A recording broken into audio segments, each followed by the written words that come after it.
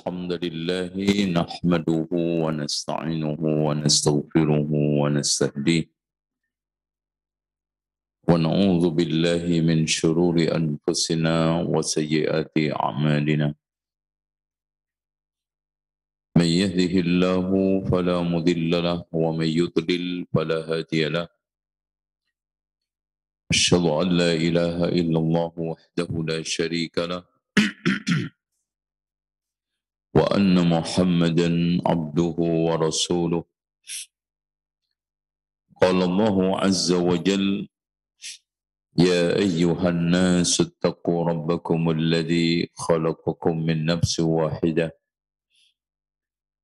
وخلق منها زوجها وبث منهما رجالا كثيرا ونساء واتقوا الله الذي تساءلون به والأرحام إن الله كان عليكم رقيبا وقال تبارك وتعالى يا أيها الذين آمنوا اتقوا الله حق تقاته ولا تموتن إلا وأنتم مسلمون وقال عز وجل يا أيها الذين آمنوا اتقوا الله وقولوا قولا سديدا يصلح لكم أعمالكم ويغفر لكم ذنوبكم ومن يطع الله ورسوله فقد فاز فوزا عظيما فإن خير الحديث كتاب الله وخير الهدي هدي محمد صلى الله عليه وسلم وشر الأمور محدثاتها وكل محدثة بدعة وكل بدعة ضلالة وكل ضلالة في النار. Ikhwas sekalian, dibuka Bulughul Maramnya dan mulai Rabu depan wajib punya semua. Kalau tidak saya paksa untuk dipotong dari gaji. Ya. Dan minggu depan kalau enggak bawa, malah 2 minggu lagi kalau enggak bawa Bulughul Maram, saya suruh push up 100 kali. Ya. 100. Nyicil 5 kali enggak apa-apa. Ya. 10 atau 20 ya. Biar sehat. Karena penting, buku ini teman hidup yang paling bagus. Dibawa kemana-mana, nggak ngasih ongkos pertemanan, transport. Kemana-mana menjadi teman kita yang paling setia. Kita sedih, buku menghibur. Kita sedang gundah gulana, buku bisa memberikan keteguhan. Kita sedang bimbang, bingung, buku memberikan petunjuk. Makanya ada biblioterapi, ya, menterapi dengan membaca buku. Insya Allah, apalagi Bulughul Maram ini, Masya Allah. Hadis-hadisnya untuk kebutuhan hidup agama, praktis. Syukur-syukur bisa menghafal. Ya. Coba aja antum tiap ta'lim menghafal. Berarti hari ini sudah hafal 337 hadis. Bulughul Maram. Dan saya berusaha untuk menghafal ketika mau ta'lim. Ya nanti lupa bawaan manusia, lupa. Kalau enggak lupa, antum bukan manusia.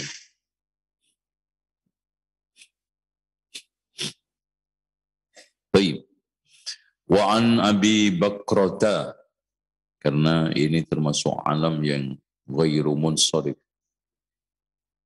Radhiyallahu anhu, Abi Bakrata ibn Masruh, di dalam nama aslinya Nufair ibnu Al-Haris, dalam riwayat Masruh, ya. At-Taifi As-Saqafi. Karena dia dulu itu budak pemerdekaan dari Taif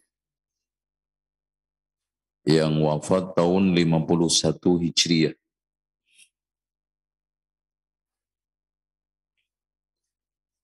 Banyak sekali hadis yang riwayatkan beliau, kurang lebih 132 hadis.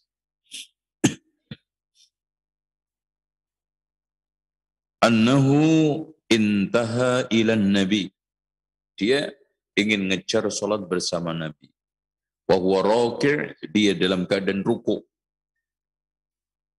Faraka'a qabla ayyasila ila saf. Ruku' sebelum sampai saf. Ini sehingga tema yang kita angkat, hukum masuk saf dalam keadaan ruku'. Masuk solat dalam keadaan ruku'.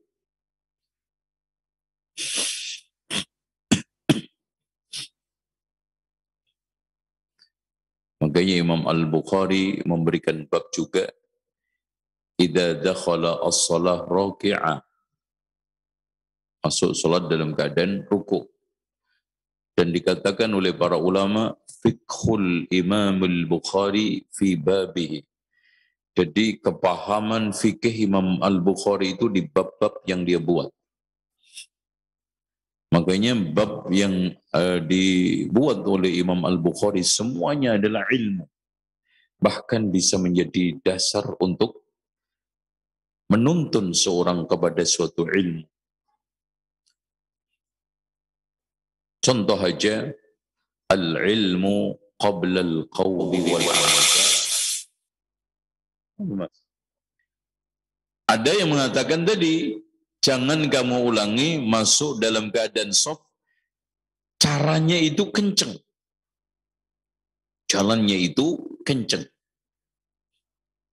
Karena yukhalifu at-tuma'ninah was-sakinah, yang insya Allah nanti pada pertemuan yang akan datang, Rasulullah SAW menegaskan, idza dhahaba ahadukum ilal masjid fa'alaihi bis-sakinati wal wiqar.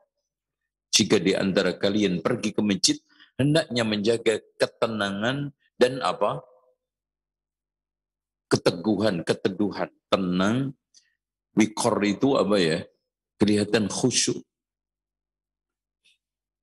Enggak kayak mau pergi nonton bola gitu kan, gitu. Yel-yel.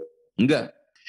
Ada yang mengatakan, ada satu lafaz yang ini diturunkan oleh Imam As-Sun'ani di dalam Subulus Salam. Zadakallahu hirsan wala tu'id. Jangan kamu ulangi salatmu. Berarti sah. Berarti enggak apa-apa. Salat masuk shaf untuk mengejar rukun. Bahkan ijma' seorang itu dinyatakan nemu salatnya imam, sementara imam dalam keadaan ruku belum bangkit. Makanya Imam Ibrahim An-Nakhai, sebagaimana yang telah diriwayatkan oleh Imam Ibnu Abi Syaibah di dalam kitab Musannafnya, man adrakar ruku'a ma'al imam faqad adrakas salat. Barang siapa yang menemukan rukuk bersama imam, maka dia telah menemukan salat. Jadi kaidahnya ngejar rukuk. Nemu rukuk, nemu salat. Gak nemu rukuk, tidak menemukan salat. Artinya gini Pak, ini penting nih. Tapi kalau antum sekarang ini ngejar, bisa. Ngejar rakaat kedua, imam dalam keadaan rukuk kita masuk. Pokoknya dari sono. Tuh, jeruntul. Oke, gini.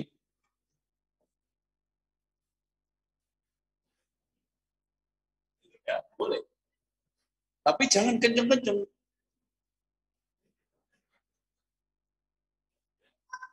Jadi, kenapa? Yukhalifu as-sakinah wal wiqar. Karena inti daripada solat itu adalah tuma'ninah.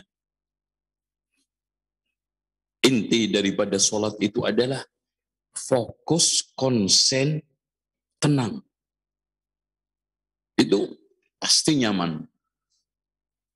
Makanya sejak pertama aja kita itu solat angkat tangan. Itu menunjukkan apa? Totalitas kepasrahan, penyerahan. Makanya kalau ada musuh ketangkep, angkat apa mas? Letakkan senjata, angkat topi. Angkat apa? Tangan. Habis itu diborgol, nunduk. Makanya kita sholat dianjurkan untuk apa namanya? Melihat ke bawah. Ngapain mas? Oh, ntar mas. Dipindah sekarang. Alhamdulillah. Oke. Gitu. Dengan demikian,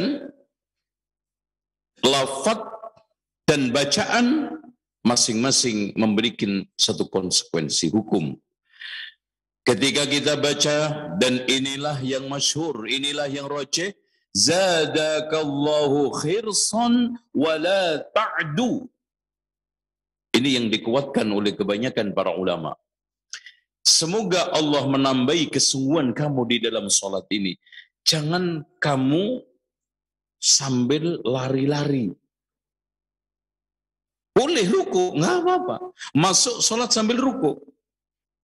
Dan ini yang sahih.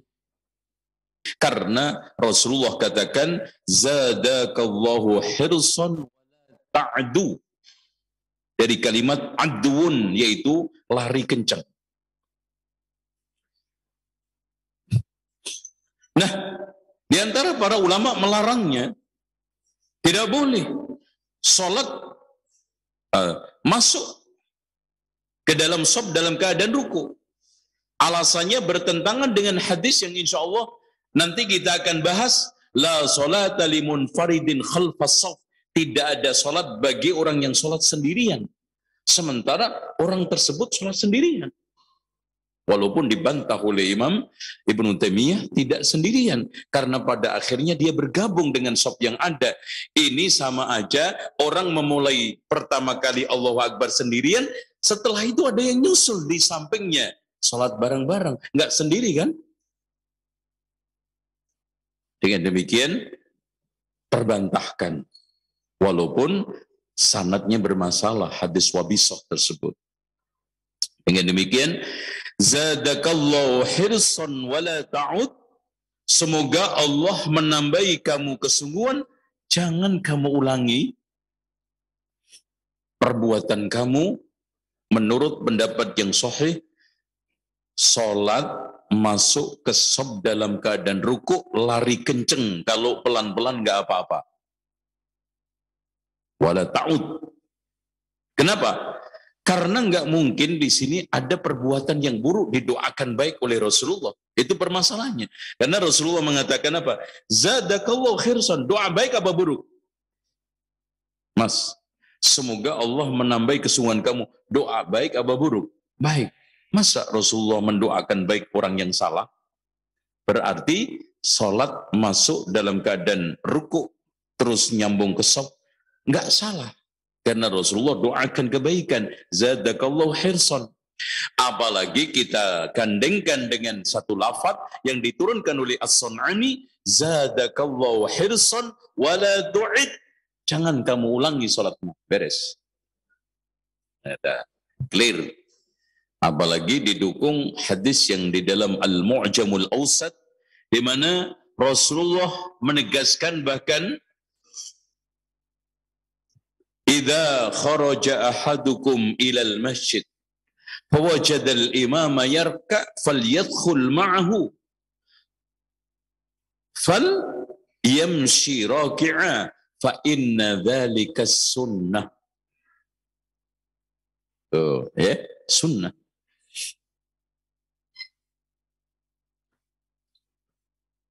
Dengan demikian kita close, ya.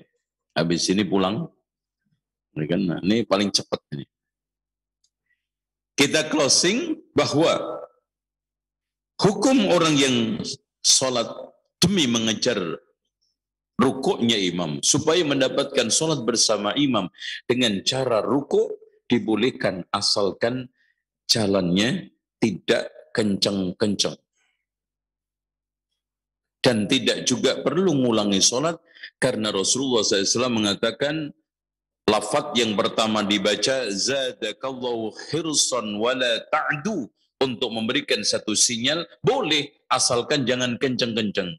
Wala ta'ud, boleh juga masuk ke shaf dalam keadaan rukuk, tapi juga jangan kenceng-kenceng. Kenapa? Karena yukhaliful wiqar was sakinah wat tuma'nina, menyelisihi ketenangan, kekhusyuan, khidmah. Apalagi dikuatkan dengan lafaz zadakallahu hirsan wala tu'id, semoga Allah menambahi kesungguhan kamu, jangan kamu ulangi. Salatnya apa perbuatannya? Ini kayaknya nggak fokus deh, gara-gara kacang goreng, kacang godok. Wala tu'id, jangan kamu ulangi perbuatanmu apa salatmu. Minum dulu, Mas.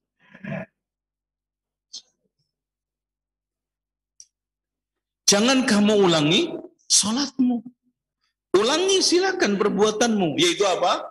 Salat masuk dalam keadaan rukuk, asalkan jalannya tidak kencang. Karena yukhalifut tuma'ninah was sakinah wal wiqar, berdasarkan hadis Rasulullah sallallahu alaihi wasallam memerintahkan agar kita itu berangkat salat dalam keadaan tenang. Makanya ketika kita sekarang tertinggal, nggak usah lari-lari, nggak usah kita itu kejar-mengejar. Kata Rasulullah SAW, kalau kamu temui, sholatlah. Kalau kamu sekarang lewat, sempurnakan. Sempurnakan. Lewat, sempurnakan. Udah. Fa'atimmu. Wallahu a'lam bishawab. Taib. Dari sini kita bisa ambil kesimpulan. Anna man adrakal imam raki'an faraka'atuna as-saf thumma dakhala fi aw waqafa ma'u akhar faruku'uhu sahih. Jadi barang siapa yang sekarang ini menemukan imam dalam keadaan ruku, kemudian dia ruku sebelum saf, masuk saf, lalu masuk ke dalam saf, maka salatnya sahih. Dan ini membatalkan hadis yang besok kita bahas, la salata limunfaridin khalfas shaf. Tidak ada salat bagi orang yang salat sendirian di belakang shaf.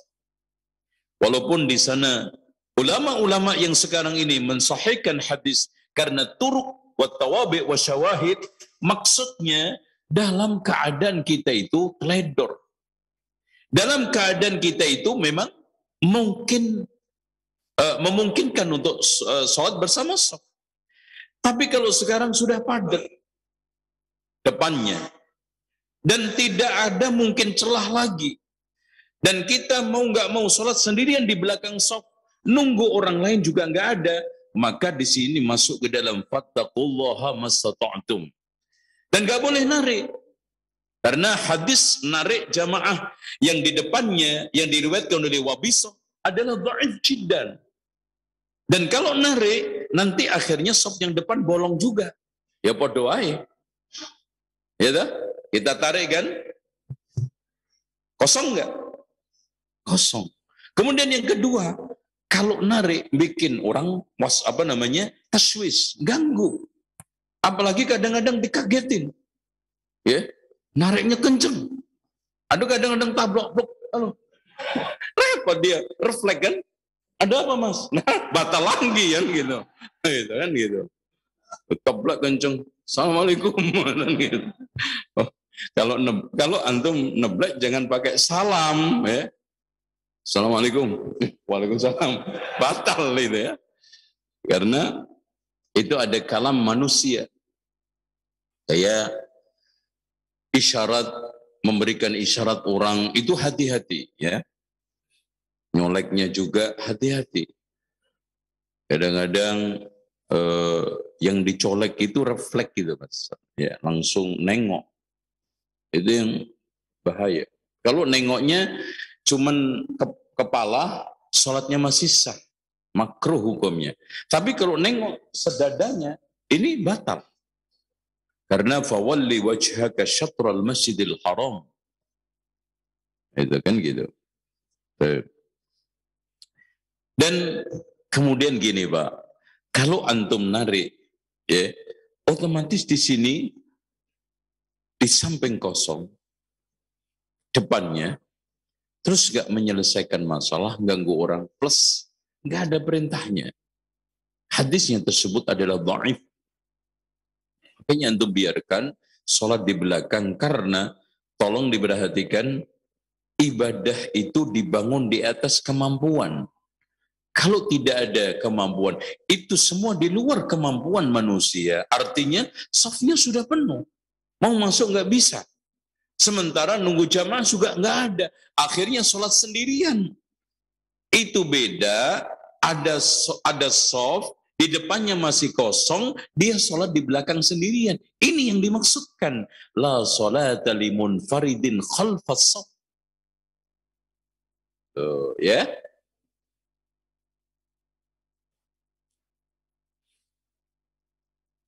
Selanjutnya, annal mashyal yasir fi shalah li maslahatiha la yadurru shalah wa la yukhillu biha.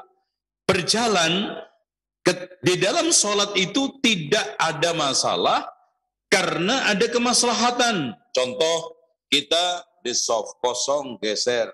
Boleh. Maju ke depan. Tetapi format keadaan dan juga bentuk salat antum tetap jaga. Jadi cara pindahnya juga yang tertib, ya, jangan sembarangan begitu. Jadi bentuk sholat antum hilang, ya. Gitu. Contoh aja, antum garuk-garuk. Ini bentuk sholat antum hilang, antum jaga, ya. Garuk, tetap kelihatan sholat, walaupun tidak benar di sana ada fikih hulu. Garuknya itu harus dihitung, jangan sampai lebih dari 3 kali. Garuk, nih, nanti main-main malah. Antum garuk, sesuka antum, sehilangnya, tapi jangan sampai kehilangan bentuk daripada sholat. Jadi cara maju mundur ini semuanya masih keadaan sholat, ya. Tidak ada masalah. Maju, mundur, geser, kanan, kiri, limaslahati sholat. Makanya gerakan di dalam sholat itu ada 3. Gerakan kaitannya memang itu sholat, maka hukumnya mengikuti hukum gerakan. Ruku, wajib. Sujud, wajib. Maka dibagi menjadi 3. Kalau gerakannya itu yasir, ringan, tidak mengapa. Kalau sedang, makruh. Kalau sekarang ini berat, batal. Tuh. Contoh, ada orang digigit nyamuk aja, begini-begini. Ya, itu batal.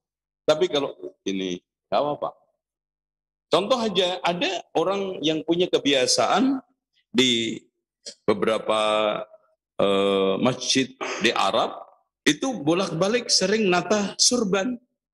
Atau kadang-kadang nengok jam. Makruh. Ya, Allahu Akbar. Atau Idul Fitri nengok sandal. Alhamdulillah masih utuh. Karena khawatir belum digunakan silaturahmi udah bablas gitu. Nah, itu. Tetapi itu karena maslahat. Tapi kalau tengok-tengok nggak boleh. Itu diumpamakan oleh Rasulullah seperti serigala. Itu. Dan haram kalau melihat ke atas, karena Rasulullah sampai mendoakan buruk, la yantahiyanna aqwamun min raf'i absari ila sama aw la tukhtafanna absaruhum. Hendaknya kaum itu menghentikan untuk melihat ke atas, atau semoga Allah menyambar pandangannya, menjadikan dia itu buta. Masya Allah. Makanya haram. Kalau ini makro. Yang penting nggak bergeser, gitu ya. An raka'ah tudrak bi idrakir ruku' ma'al imam. Rakaat itu dinyatakan ketemu karena gini Rasulullah katakan man adraka raka'ata ma'al imam faqad adraka shalah. Hadisnya sahih. Siapa yang menemukan satu rakaat bersama imam, maka dia telah menemukan sholat. Berarti orang yang menemukan satu rakaat dari Jumat, maka dia menemukan Jumat, akhirnya tinggal nambah satu. Tapi kalau tidak menemukan satu rakaat, maka dia harus sholat duhur. Nah, batasannya kapan? Di mana? Ketika dia bisa ngejar ruku. Sebagaimana yang dikatakan oleh Imam Ibrahim An-Nakhai, man adrakar ruku'a ma'al imam faqad adraka shalah. Makanya dikatakan hampir ijma' para ulama, tidak ada yang berselisih bahwa makmum dinyatakan ketemu rakaatnya imam itu kalau dia bisa ngejar ruku. Makanya tadi sampai jerundul tadi supaya nemu apa? Ruku. Itu dalilnya.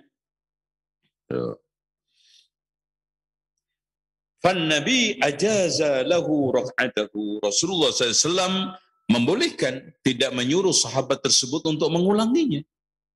Kalau seandainya itu tidak boleh, tidak sah, maka Rasulullah akan katakan seperti kepada orang yang musik fi salatihi, yang tidak baik salatnya, ketika dia salat cepat sekali, Rasulullah katakan apa? Irji fasalli fa innaka lam tusalli. Kembalilah salat, kamu belum salat. Rasulullah nggak katakan itu. Bahkan Rasulullah SAW membiarkan, bahkan di dalam satu lafaz dibaca zadakallahu hirsan wala tu'id salataka.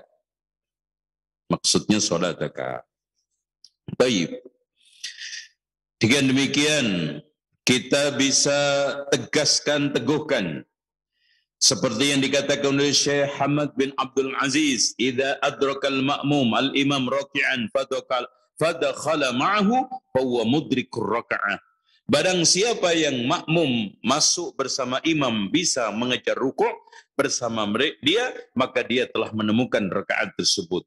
Wa hadha wal marwi 'ani salaf wa 'ani amatul ummah min as-sahaba wat tabi'in wal a'immatul arba' wa ba'hum fala yu'raf 'ani salaf khilafu dzalika.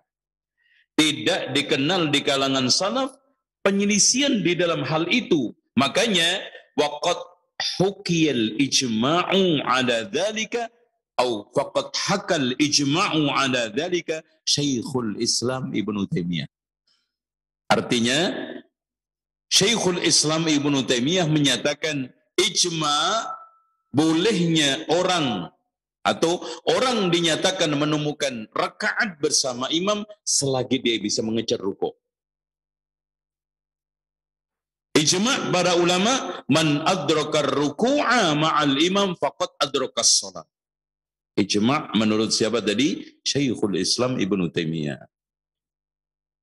Nomor 4. Wa nahan Nabi Abu Bakr anil adwi li'anna munafin lis-sakinati wal wiqar. Karena Rasulullah katakan, dan ini nanti insyaallah kita akan bahas, idza sami'tumul iqamah famshu 'alaikum as-sakinah wal wiqar fama adraktum fasallu wa ma fatakum faqdu. Di dalam lafaz lain fa'atimmu. Dengan demikian Imam Ibnul Qayyim di dalam kitab Bada'iul Fawaid, qaulun Nabi Abi Bakrata la ta'du nahyun an shiddatis sa'i. Larangannya itu bukan larangan kaitannya dengan ruku atau masuk salat sambil ruku kemudian jalan, tetapi larangannya adalah wala ta'du, jangan kenceng-kenceng jalannya, jangan keras-keras jalannya, karena itu munafin dis-sakinati wal wiqar. Dengan demikian al-mustahab liman ata ila shalah ayyatiya ilaiha bisakinatin wa biqarin fahadha huwa adabuha. Makanya Masya Allah Syekh Muhammad Ibnu Abdul Wahab ya, yang dikembur-kemburkan ke sono sini mbahnya Wahabi ya, itu ya. Ada orang nggak makan kalau nggak menebar isu Wahabi, nggak dapat jabatan kalau nggak menebar isu Wahabi, nggak ke sohor kalau nggak menebar isu Wahabi. Dan kaya-kaya nggak bisa berdakwah kalau nggak nebar isu Wahabi. Akhirnya dia kadang-kadang lebih tahu Wahabi daripada kita yang dituduh Wahabi. Ada salah satu jamaah pernah, ente itu Wahabi. Apa itu Pak? Nggak ngerti bener, orang awam. Itu. Saya nggak ngerti Pak, Wahabi itu begini nih. Loh, kok Bapak lebih tahu daripada saya? Berarti Bapak yang Wahabi. Dijelasin detail. Berarti Bapak yang Wahabi. Saya nggak tahu bener Pak. Saya ngaji, baca Quran, baca hadis, dan semuanya menata sholat saya, meluruskan ibadah saya. Saya sampai hari ini belum mendapatkan kesalahan dari sisi Al-Quran dan Sunnah. Kalau dari sisi Bapak, ya mungkin salah. Semua orang aja bisa salah menurut Bapak. Nabi aja Bapak salah-salahin, gitu kan gitu. Itu ngeyelnya orang awam, tapi pinter karena ngaji salah. Gitu. Makanya pernah ada yang, Masya Allah, sholat sendirian, dia ngaji, jarinya digerakkan, itu sampai dipegang orang ketika dalam sholat. Gitu. Jadi gerakin lagi, pegang terus, sampai nggak khusyuk. Akhirnya keluar sholat. Kamu sholat gerak-gerak kayak begitu, batal tau nggak? Tuh, bodohnya mereka, tapi kuadrat. Ngaku pinter kan gitu. Itu namanya bodoh kuadrat. Bodoh tapi ngaku ngerti. Pak, ini sunnah Nabi, Pak. Kagak ada sunnah-sunnahan di sini. Coba bayangkan. Insya Allah, itu kagak ada sunnah-sunnahan. Nah, sholat yang umum aja. Lihat pada umumnya. Aneh-aneh aja. Ngarang aja. Jangan-jangan lo nanti mati diberdiriin, kagak dikubur, tidur, Masya Allah. Gimana ceritanya mati berdiri? Allahu Akbar. Fitnah mereka itu ngawur, Pak. Masya Allah. Itu. Coba dia menuduh katanya Wahabi itu sadis. Ya, tukang gorok orang, nyembelih orang, bantai orang. Sekarang saya tanya, jamaah haji Indonesia ini yang disembelih Wahabi berapa? Coba catat. Katanya Wahabi ini membakar buku-buku. Buku apa yang dibakar, tanggal berapa pembakarannya, bulan apa. Kalau kita bicara sejarah kan harus bisa menjawab minimal 4. Apa pembakaran buku? Kapan itu terjadi? Di mana kejadiannya? Bagaimana cara membakarnya? Kenapa itu dibakar? Itu sejarah. Kalau sekarang siapapun bersejarah tidak bisa membaca atau menyampaikan 4 itu, maka dongeng. Dongeng. Itu. Ya. Jadi ini fitnah dan biasa.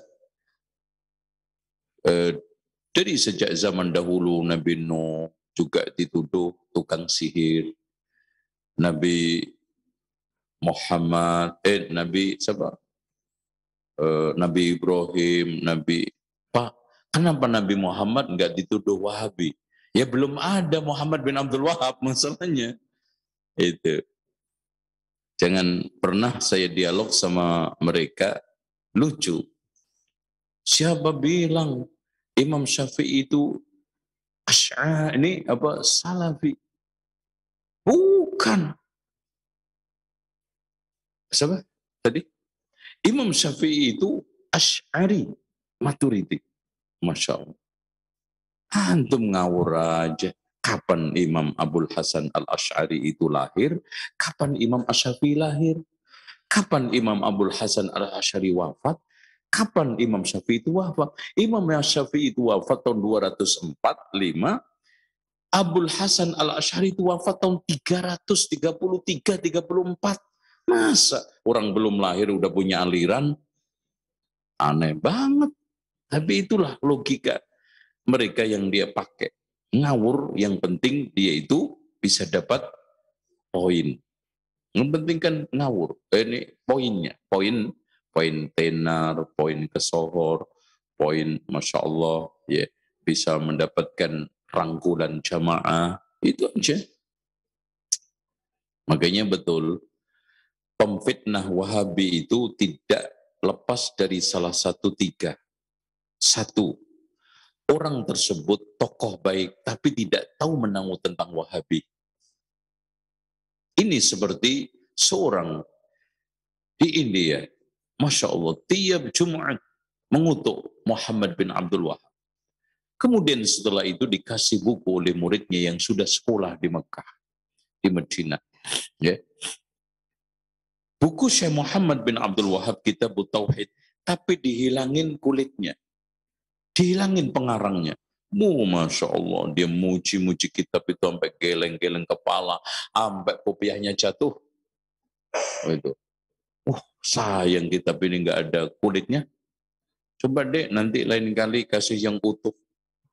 Pulang lagi diberikan yang utuh, ternyata Muhammad bin Abdul Wahab. Ini bukannya yang itu, yang gue kutuk. Subhanallah. Akhirnya dia tobat. Itulah. Nggak tahu mereka. Mereka itu tokoh burung beo. Ada orang ngomong A, Ima, B. Ya. Yang kedua, tokoh agama yang takut kehilangan pengaruh dan popularitasnya. Terus kemudian yang keempat, tokoh khurafat. Ya. Tokoh-tokoh ahlu tahayul wal bid'ah. Ya. Yang ingin terus tidak pernah akor terhadap sunnah, ingin melanggengkan kebid'ahan dan kerusakannya. Enggak lepas dari salah satu tiga itu. Sekarang saya tanya nih, mereka memusuhi Wahabi, apakah Syekh Muhammad bin Abdul Wahab itu pernah jajah Indonesia? Pernah enggak? Loh, yang jajah Belanda kok yang dimusuhi Syekh Muhammad, itu lucu orang kita. Apakah pernah ada salah satu familinya, Pak D-nya, buleknya, Pak siapa, digorok Wahabi, dizolimi Wahabi, bayar utang nggak balik? Enggak. Kenal aja enggak kok. Kenapa mereka melakukan itu semua? Kenapa menebar fitnah? Bahkan bolak-balik kita itu suruh membaca kitab Usulus Salasa, bolak-balik kita suruh membaca kitab Kashfus Syubhat, kita bolak-balik suruh kita baca kitab Tauhid, kitab-kitab yang ditulis oleh Syekh Muhammad bin Abdul Wahab, bukan rujukan orang-orang yang membenci Syekh Muhammad bin Abdul Wahab. Tolong sebutin penyimpangannya yang fatal, yang itu memang sengaja dia sebarkan untuk menyesatkan umat. Kalau memang dia itu salah, nggak maksum, wajar. Karena memang selain Nabi itu tidak maksum. Itu ya. Ini jadi nambah nih. Di sana dianjurkan di dalam kitab Syekh Muhammad ibnu Abdul Wahab, Adabul Masyi ila Shalah. Masya Allah. Beliau memiliki kitab Adabul Masyi ila Shalah. Adab jalan ke masjid. Masya Allah. Adab. Jadi ternyata adab itu masuk ke dalam segala lini kehidupan. Jadi ternyata Pak, ibadah kepada Allah juga ada adabnya. Iyyaka na'budu wa iyyaka nasta'in. Itu kan adab. Ibadah dulu, buktikan dulu, baru minta. Adab. Jangan banyak minta, jangan banyak permohonan, banyak mengadu, tetapi belum membuktikan pengabdian. Iyyaka na'budu, adab, wa iyyaka nasta'in. Begitu juga antum di sini, buktikan dulu baru minta naik gaji. Buktikan dulu pengabdian baru kesejahteraan. Buktikan dulu kalau antum itu apa? Allah tulus baru gitu lah. Ini kayak general, rapat general jadinya. Yes, nggak apa-apa, selingan dikit-dikit. Ya, masih ditolerir sama Radio Roja nih, insya Allah. Makanya Rasulullah katakan di dalam hadis yang dikeluarkan oleh Imam Al-Baihaqi di dalam As-Sunanul Kubra, la ta'tus shalah wa antum tas'aun. Jangan kamu datang ke salat dalam keadaan apa? Lari-lari.